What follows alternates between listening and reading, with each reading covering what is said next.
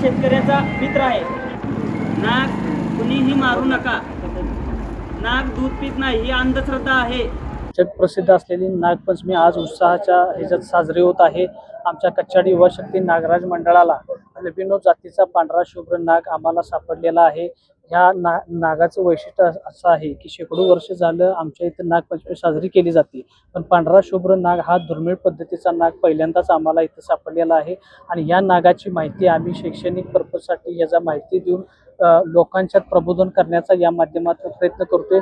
त्याचबरोबर प्रबोधन करता करता आम्हाला नागदेवतेची पूजा करण्याची संधी सुद्धा या केंद्र शासनानं राज्य शासनानं उपलब्ध करून दिलेली आहे. त्याबद्दल मी सर्वप्रथम महायुती सरकारचं मी आभार व्यक्त करतो.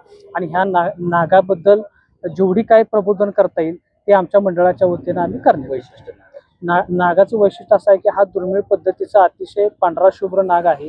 हा कित्येक म्हणजे लाखाच्या संख्येत एक म्हणजे दुर्मिळच असा भेटतो. त्या पद्धतीचा नाग आम्हाला इथं सापडलेला आहे. आज शिराळ्याची नागपंचमी आहे, त्यामुळे सगळीकडे अगदी आनंदाचं वातावरण आहे. खरं तर ही फार वर्षापासून चालत आलेली परंपरा आहे. ज्यावेळी भारतीय परंपरेत ह्याच्यातील योग परंपरेतील तेजस्वीनाथ गोरक्षनाथ शिराळ्यात भ्रमण करायला ज्यावेळी आले, त्यावेळी ते एका घरात भिक्षा मागण्यासाठी गेले. त्यावेळी तो दिवस होता तो नागपंचमीचा होता आणि त्या स्त्री होत्या त्या नागाची पूजा करत होत्या. तर त्यावेळी त्यांना भिक्षा घालायला वेळ झाला, त्यामुळे गोरक्षनाथांनी विचारलं की का वेळ झाला. तर त्यावेळी त्या म्हटल्या की नागाच्या प्रतिमेची पूजा करत होते. तर ते म्हटले की मी जर जिवंत नाग तुम्हाला दिला तर तुम्ही त्याची पूजा करू शकाल काय. तर त्या करतो म्हटलं. आणि त्यावेळीपासून गोरक्षनाथांनी म्हणजे आशीर्वाद दिला की या शिराळा नगरीमध्ये जिवंत नागाची पूजा नागपंचमी दिवशी केली जाईल. त्यावेळीपासून ही चालत आलेली परंपरा आहे. पण 2002 पासून सरकारच्या काही नियमानुसार ह्याच्यावरती बंदी घालण्यात आली होती. पण तरी पण शिराळकरांनी ही परंपरा जपण्यासाठी नागाच्या प्रतिकात्मक प्रतिमेचे पूजन करण्यास सुरुवात केली आणि अजूनपर्यंत आम्ही त्याच पूजेची म्हणजे प्रतिमेचं पूजन करतोय. आम्हाला अशी इच्छा आहे की म्हणजे शिराळ्यामध्ये पुन्हा एकदा त्या जिवंत नागाची पूजा करण्यास मिळावी.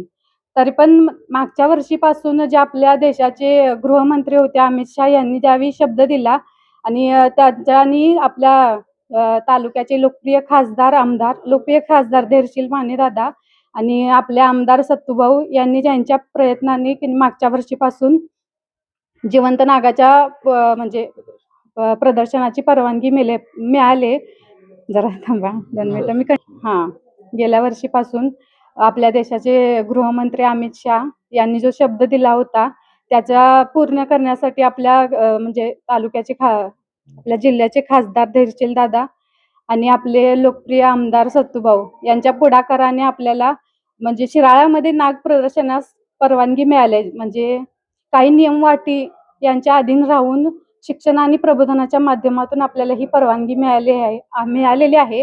पण आमची आशा आहे की आता शिराळ्यामध्ये नाग आणलेला आहे तर आता थोड्या दिवसांनी आपल्या घरापर्यंत यावा आणि गोरक्षनाथाच्या आणि अंबामातेच्या कृपेने पुन्हा एकदा जिवंत नागाची पूजा म्हणजे पूर्वी जशी चालू होती तशी सुरळीतपणे इथून पुढे पण चालू राहावी अशी आमची इच्छा आहे.